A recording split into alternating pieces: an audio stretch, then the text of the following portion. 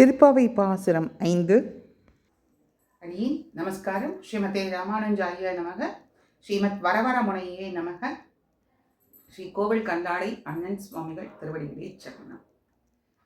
நீலா துங்க ஸ்தனகிரி தடி சுப்தமுத்போத்ய கிருஷ்ணம் பாராத்யம் ஸ்வம் ஸ்ருதி சதசிர சித்தமத்யாபயந்தி स्वोशिष्टायां सजिनिकलितं या बलात्कृत्य भुङ्क्ते कोदा तस्यै नमयितमिथं भूय एवास्तु भूयः.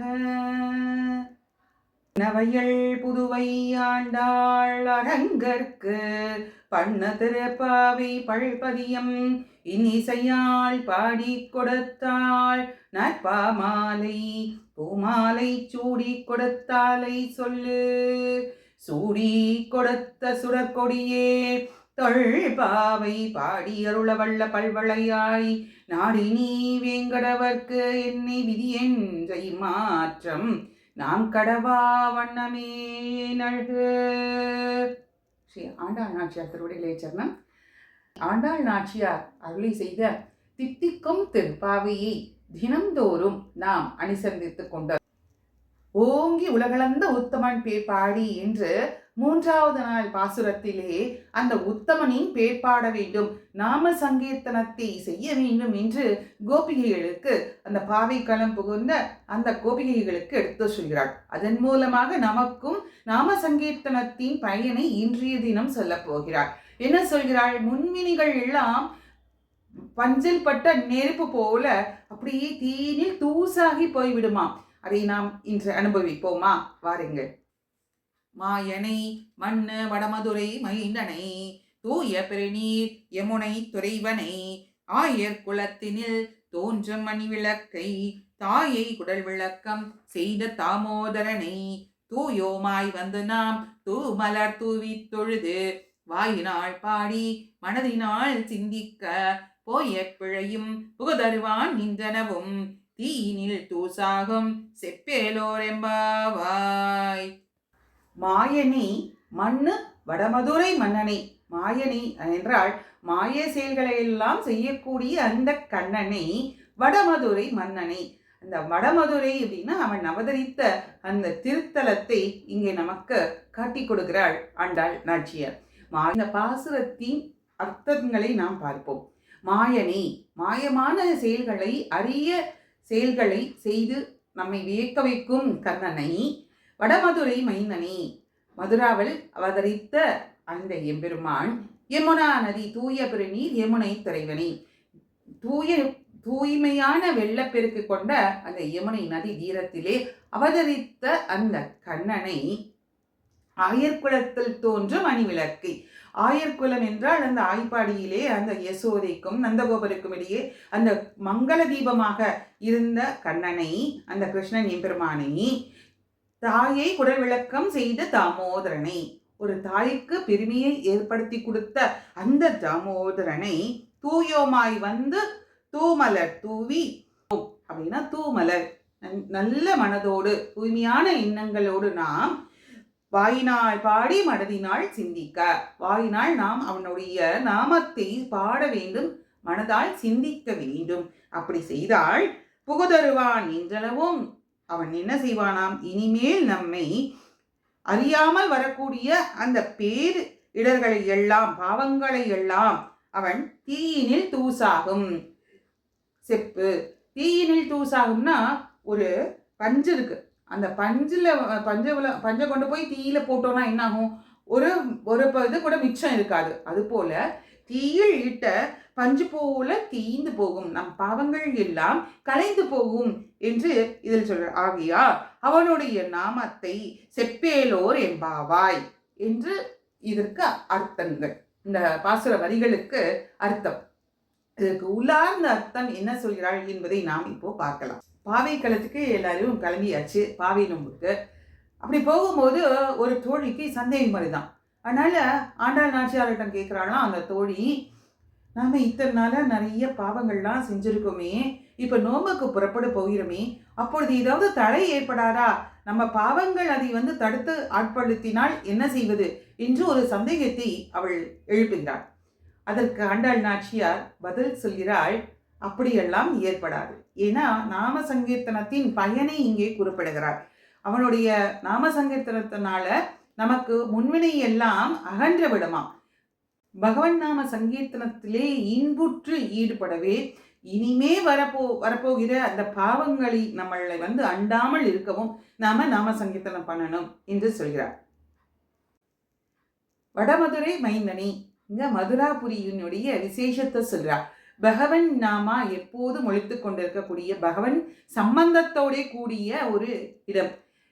பகவன் சம்பந்தம் எப்படி ஏற்பட்டதுன்னா, வாமன காலத்திலேயே, வாமன அவதாரம் எடுத்தார் இல்லையா, அந்த காலத்திலேயே வாமனன் இங்கே தவம் செய்த சித்தாசிரமமாக இருந்ததா. ராமாயண காலத்துல சத்ருக்னன் லவனாசுரம் செய்து இங்கே அரசாண்டானாம் இந்த மதுராபுரியில. யமுனா நதி தூய பெருநீர் என்று ஆனதாம். தூய அப்படின்னா தூய்மையான. கிருஷ்ண பகவானுடைய சம்பந்தத்தினாலே இது தூய பெருநீர் ஆனது. யமுனா நதிக்கு ஒரு குறை இருந்ததாம். எல்லோரும் கங்கையை போற்றுகிறார்கள், எல்லா நதிகளையும் போற்றுகிறார்கள், எனக்கும் ஒரு சிறப்பான ஒரு விசேஷம் கிடைக்க வேண்டும் என்று பெருமாள் இடத்துல பிரார்த்தித்ததாம். உடனே பெருமாள் சொன்னாரும், காத்திரு, உனக்கும் ஒரு நல்ல ஒரு பெயரை புகழை ஏற்படுத்தி கொடுக்கிறேன் என்று ஆசீர்வதித்தாராம். குழந்தை கண்ணன் சிறையிலே அவதாரம் எடுக்கிறான் மதுராபுரியில.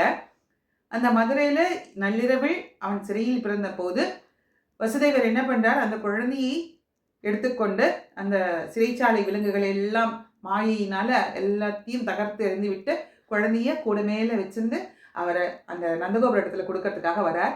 நடுவுல அந்த யமுனா நதி இருக்கு. அந்த குழந்தைய கூட மேல வச்சிருக்காரு இல்லையா, அந்த குழந்தையோட கால், பிஞ்சு கால் பாதம், அழகிய செந்தாமரை திருவடி வெளியில தெரியறதான். இவர் அந்த மழை வேற பெய்யறது, அதனால ஆதிசேஷன் குடையாக இருக்காராம். சென்றால் குடையாம், இருந்தால் சிம்மாசனமாம், நடந்தால் மரவழி. அப்படி மரவழியா இருக்கக்கூடிய அந்த ஆதிசேஷன் கூடவே போறார். அப்படி கூட போகும்போது யமுனை நதி இருக்கு. யமுனை நதியில அந்த பிரவாகம் எடுத்து ஜலம் ஓடிக்கொண்டு இருக்கிறது. அப்போ ஓடிக்கொண்டிருக்கும் போது வழி விடுறது வர்றது யாரு, ஸ்ரீமன் நாராயணன். அவன் தானே அவதாரம் எடுத்து வரான். அதனால வழி விடுறது. வழி விடும்போது இந்த பக்கம் தண்ணி, இந்த பக்கம் தண்ணி, நடுவுல ஒரு பாதை இருக்கு. இந்த தண்ணி இருக்கு இல்லையா, இப்படி அலை போல போய் ஓங்கி நிக்கிற அந்த ஜலமானது கண்ணன் பெருமானுடைய திருவடியை தொட்டுதான். அதற்கு என்ன ஒரு பாக்கியம் பாருங்க, அதுதான் அதோட சிறப்பு. அதனாலே யமுனைக்கு மிக பேர் கிடைத்தது. அதனாலே அதுக்கு ஒரு கீர்த்திமை கிடைச்சதான். அதுக்கு ஒரு பாவங்கள் போக்கி அது தூய்மை பெற்றதான் வந்த யமுனா நதி.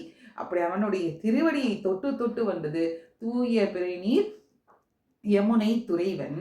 அவன் யாரு, ஆயர் குலத்தில் தோன்றும் அணிவிளக்கு. அணிவிளக்கு அப்படின்னா மங்கள விளக்காக, ஆயர் குலத்திற்கே தோன்றிய ஒரு மங்கள விளக்காக தாயை குடல் விளக்கம் செய்த தாமோதரனை. குடல் விளக்கம் அப்படின்னு சொல்றான். குடல் விளக்கம்னா என்ன, வயிற்றுக்குள்ள அந்த குழந்தை உள்ள இருக்கிறது தானே. ஆனா ஏன் குடல் விளக்கம் தாமோதரனை என்று சொல்கிறாள்னு பார்ப்போம். தாமோதரன், கண்ணனுடைய ஒரு திருநாமம் தாமோதரன். தாம்பு என்றால் கயிறு. அந்த சின்ன சின்ன கயிறால் அவள் என்ன செய்கிறாள், யசோதையின் இடத்திலே எல்லாரும் புகார் சொல்கிறார்கள். அந்த கோபிகைகள்லாம், கண்ணன் தீம்பு செய்கிறான், அதாவது குறும்பு செய்கிறான், எங்கள் இல்லத்தில் வெண்ணையை திருடி விட்டான், பாலை குடித்து விட்டான், குடத்தை உருட்டி விட்டான், ஏதாவது ஒரு அவனை பற்றிய ஒரு குறைகளை சொல்லிக்கொண்டே இருந்தார்களாம். அதனால என்ன பண்ணினா, யசோதை மண்ணை தன்னான் என்ற ஒரு அங்கிருந்து ஒரு அவனை பற்றிய ஒரு குறையும் வந்தது. அதனால என்ன பண்ணனா யசோதா, இல்ல இவனை ஏதாவது இப்படி விடக்கூடாது, இவனை ஒரு தடவையாவது அவனை கட்டி போடணும், அப்பதான் அவன் திருந்துவான். எப்ப பாரு ஏதாவது ஒரு குறும்பு பண்ணிட்டே இருக்கானே, இப்படி சேஷ்டிதங்களை பண்ணி கொண்டிருக்கிறானே என்று ஒரு ஆறாத மனத்தோட, மனசார செய்யல, ஒரு ஆறாத மனத்தோட அந்த குழந்தைய உரலோடு கட்ட போகிறாளாம். அப்படி கட்ட போகும்போது பக்கத்துல கயிறெல்லாம் தேடுறா. சணல் கயிறு இருந்துதான். அந்த சணல் கயிறு பார்த்தாக்கா சின்னதா இருந்தது.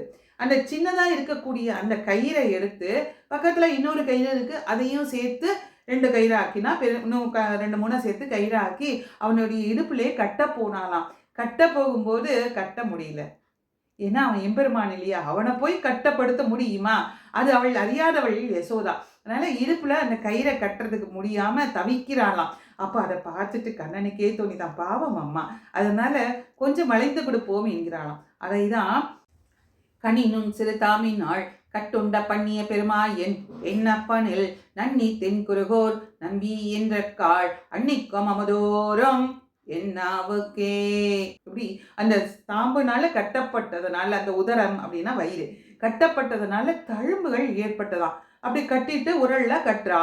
கட்ட முடியாம சிரமப்பட்ட உடனே கண்ணன் மனமிருங்கி தாய்க்காக அவளுடைய அந்த பாசத்திற்கு கட்டுப்படுகிறான், கட்டி விடுகிறான். அதற்கப்புறம் தான் குழந்தை என்ன பண்றது, மெதுவா அந்த உரலை இழுத்து நடக்கிறது இல்லையா. அப்படி நடந்து போகும்போது தான் அந்த இரு மரங்களை அவன் சாய்த்தான். அதுக்கு முன்னாடி அவள் என்ன பண்றா, யசோதை கட்டும்போது, கண்ணா இனிமே நீ மண்ண திம்பியா, இனிமே நீ மண்ண திம்பியா என்று கேட்டுக்கொண்டு அவளை கட்டுகிறான்.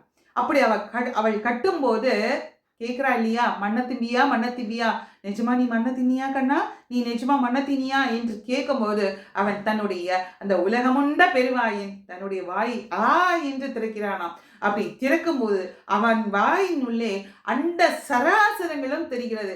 அண்ட சராசரங்களுக்குள்ளே அங்கேயும் ஒரு கண்ணன், அங்கேயும் ஒரு யசோதா உரலில் கட்டு போட்டு கொண்டிருப்பது போல, அதற்குள்ளேயும் ஒரு உலகம் தெரிகிறது. இப்படி அண்ட சராசரங்களையும் 7 உலகங்களையும் தன் வாயினுள்ளே அடக்கி அந்த தாயையே தன்னுடைய வாய்க்குள்ளே, அந்த தாயை குடல் விளக்கம் செய்த தாமோதரன் என்று இதற்கு பொருள் எடுத்துக்கொள்ள வேண்டும்.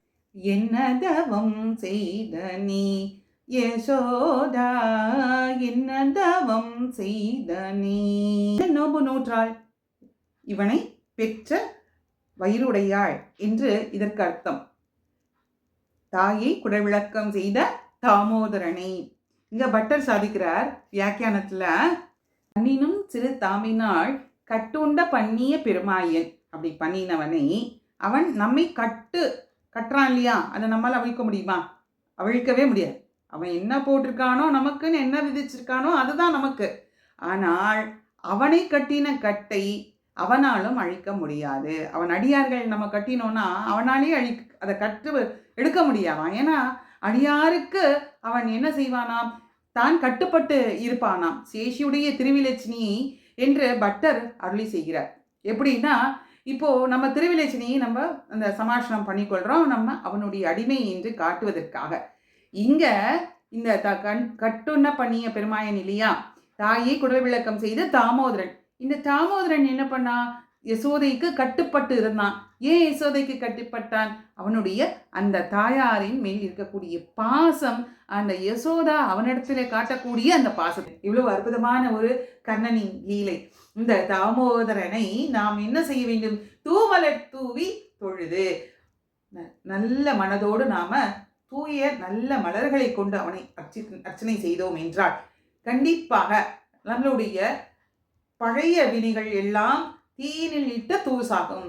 தீனா அந்த நெருப்புல ஒரு பஞ்சை போடுறோம்னா அதோடைய அடிச்சுவடு கூட தெரியாம அது எப்படி ஆயிடும், பறந்து போயிடும். அதுபோல நம்மளுடைய பாவங்கள் எல்லாம் கரைந்து போய்விடும் என்று சொல்கிறார். அனினும் சிறு தாமினால் கட்டு பண்ணியவனை, அவன் நம்மை கட்டும் கட்டு நம்மால் அவிழ்க்க முடியுமா? முடியாது. அவன் என்ன நமக்கு விதிச்சிருக்கானோ அதுதான் நமக்கு கிடைக்கும். நம்மளால அவனுடைய கட்டை நம்மளால எதுவுமே பண்ண முடியாது. அவனுக்கு நாம அடிமை அப்படிங்கிறதுக்கு நம்ம என்ன பண்றோம், நம்மளுடைய அந்த இரு கைகளையும் அவனுடைய திருவிலட்சினை சங்கு சக்கரத்தை நாம பதித்துக் கொள்கிறோம். இங்க அவன் என்ன பண்றானா, யசோதையின் பாசத்துக்கு கட்டுப்பட்டு தன்னுடைய வயிற்றிலே அந்த உதர பந்தத்துல அவன் அந்த தழும்ப வாங்கிக்கிறானா. பாருங்க அவனுடைய சௌசீல்யம் எவ்வளவு எளிமையாக அந்த அடியார்களுக்கு தான் கட்டுப்பட்டவன் என்பதை, பரத்வன் என்பதை காட்டி கொடுக்கிறான் இந்த நிகழ்வால. வந்து நாம் இங்க சுத்தியை பத்தி சொல்லக்கூடியது. இந்த சுத்தியை பத்தி சொல்லும்போது விபீஷணன் வந்து முழுக்கிட்டு வரல. சரணாகதி பண்ணிக்க வரும்போது முழுக்கிட்டு வந்தானா? இல்லை. திரௌபதி முழுக்கிட்டு அதுக்கப்புறமா கோவிந்த நாமத்தை சொன்னாலா? இல்லை. இங்க சுத்தி பார்க்க வேண்டியதில்லை, தூய மனதோடு இருந்தால் போதும். அர்ஜுனனும் அதே மாதிரி நடுவில் அவன் சர்ம ஸ்லோகத்தை சொல்லும் போது கீதாச்சாரியனாக இருந்து பகவத்கீதையை அருள் செய்யும் போது அவன் முழுகிட்டா வந்தான்? இல்லை. இங்க மனம் தூய்மையாக இருக்க வேண்டும். அசுத்தியும் தேட வேண்டாம், பிரபத்திக்கு ஒரு சுத்தியும் தேட வேண்டாம். இருந்தபடியே வர அதிகாரம் உண்டு. தூயமாய் வந்து அனன்ய பிரயோஜனங்களாய் வந்து என்று நாம் இதற்கு பொருள் கொள்ளலாம் என்று வியாக்கியானங்கள் நமக்கு காட்டிக் கொடுக்கின்றன. போய பிழையும் தூசாகும். இதற்கு முன்னாடி செய்த பாவங்களும் இனி அபூர்த்திபூர்வமாக செய்யும் பாவங்களும், அதாவது தெரியாம செஞ்சுட்டேன்னு சொல்றோம் இல்லையா, அந்த பாவங்களும் நெருப்பில் இட்ட பஞ்சு போல தூசாகும். தூசு பஞ்சு வந்து நெருப்பில் போட்டோம்னா ஒரு அந்த சுவடு கூட இருக்காது, அப்படியே பஞ்சு பறந்து போயிடும். அதுபோல நமக்கு காணா போயிடும், நம்ம பாவங்கள் வினைகள் எல்லாம் அகன்று விடும். இப்போ ஒரு பால் இருக்கு, பாலில் சக்கரை போட்டு குடிச்சோம்னா பித்தம் தெளிஞ்சு விடும். அதே போல தானே போகுவது போல இந்த பகவத் அனுபவத்திலே செய்தோம்னா நம்மளுடைய பாவங்கள் எல்லாம் பறந்து ஓடி போய்விடும். சேதனன் செய்யக்கூடிய துஷ்கர்மங்களை கண்டு சர்வேஸ்வரனுடைய திருவுளத்தில் பிறக்கும் நிகிரகம். இவன் அனுகூலன் என்று ஆனவுடன் முன்பு செய்த பாவங்களை எல்லாம் மறந்து விடுவான் மாதவன். பின் செய்யும் பாவங்களை எல்லாம் காணாது இருப்பான் அந்த கேசவன். செப்பு என்றால் சொல்லு, இந்த நாமத்தை சொல்ல வேண்டும். விரோதியான பாபம் போகுகைக்கு மனோவாக்கியங்களால் 3 அனுபவிக்க வேண்டும் என்று நிர்பந்தமே கிடையாது. வாயால் சொன்னாலே போதும் என்பது தாற்பயம். தூயோமாய் வந்து தூசாகும் மாயனை தாமோதரனை அவனுடைய திருநாமங்களை சொல்லு. முதல் பாசுரம் 5 இருக்கு இல்லையா, 1 முதல் 5 பாசுரங்கள்ல எம்பெருமானின் 5 நிலைகளை எடுத்து காட்டுகிறாள் என்று ஏற்கனவே பார்த்தோம். அதில் இன்றைய தினம் 5ஆம் நாள் அவள் காட்டி கொடுப்பது அர்ச்சை மூர்த்தி, வடமதுரையில் இருக்கக்கூடிய அந்த எம்பெருமானின் மூர்த்தி. ஆண்டாள் நாச்சியார் அவளுடைய அவதார நோக்கத்தை இந்த பாடலில் மறைமுகமாக சொல்கிறார். என்னன்னா, வராக அவதாரம் எடுக்கும்போது பூமி பிராட்டி பிரளய கடல்ல அந்த இரண்யாட்சின் பூமி பிராட்டியை ஒளித்து வைத்திருக்கிறான். அந்த ஒளித்து வைத்திருக்கும் போது வராகமூர்த்தி என்ன பண்றார், தன்னுடைய கோரை பற்களால ஈண்டு உள்ள போய் புகுந்து அந்த பூமி பிராட்டியை காப்பாற்றி தன் இடது கையாலே அணைத்துக் கொள்கிறான். அப்போ கேட்கிறாளாம் பூமி பிராட்டி, நாதனே, என்னை வந்து காப்பாற்றினர்கள் சரி, என்னுடைய குழந்தைகளை எப்படி காப்பாற்றுவீர்கள், அவர்களுக்கு நீங்கள் சொல்ல வேண்டிய உபதேசம் என்ன என்று கேட்கிறாளாம். அப்போதான் எம்பெருமான் சொல்றார், 3 காரணங்களை சொல்றார். நல்ல மனதோடு நல்ல பூக்களை கொண்டு அர்ச்சனை செய்ய வேண்டும் என்பது. அதை தான் இந்த பாசுரத்துல சொல்வதாக இருக்கிறது. பகவத் விஷயத்தில் ஈடுபட்ட நாம சங்கீர்த்தனம் செய்து அவனுடைய திருநாமங்களை தாமோதரா, கேசவா, மாதவா, மதுசூதனா என்று அவனுடைய திருநாமத்தை மனதால் சிந்தித்து நம்மளுடைய பாவங்களையெல்லாம் நாம் விளக்கி நாம் அவனுக்கு எப்போதும் பாரதந்திரியம் என்பதை நினைவுபடுத்தி கொண்டு இன்றும் அவன் திருவடியை சரண் புகுவோம். நன்றி, நமஸ்காரம்.